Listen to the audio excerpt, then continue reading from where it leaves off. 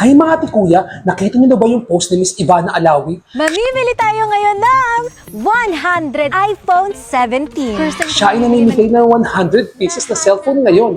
At hindi lang basta cellphone yun ha.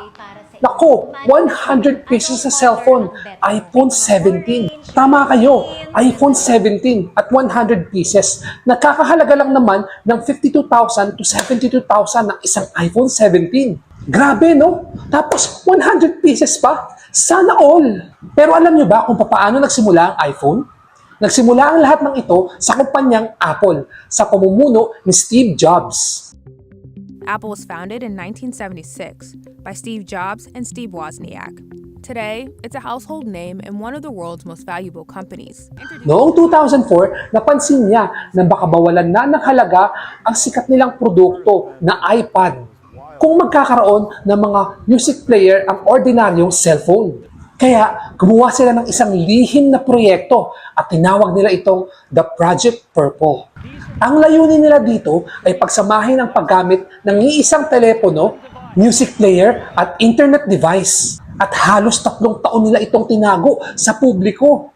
At kahit sa loob mismo ng Apple, hiwalay ang mga gumagawa nito para walang makaalam. At paglipas ng 3 taon, noong January 2007 sa Macworld Conference sa San Francisco, dinala ni Steve Jobs ang kauna-unahang iPhone sa entablado. These are not 3 separate devices. This is one device. And we are calling it iPhone.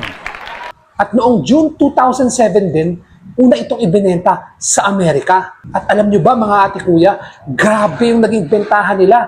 May mga tao pang nagtatayo ng tent o nagkakampo pa sa labas ng Apple Store. Ilang araw bago ito ilabas o i-launch o ibenta para siguraduhin sila ang unang makakabili. Kasi nung mga panahon na yon, karamihan ng mga cellphone ay mga Nokia at BlackBerry. Puro di keypad na cellphone. At ang iPhone ang kauna-unahang cellphone na nagpakilala sa buong mundo ng touchscreen. At lalo pa itong nakilala noong 2008 nang inilabas nila ang iPhone 3G at App Store. Kung saan, bukod sa camera, ay pwede ka na mag-download ng mga games, apps, at social media.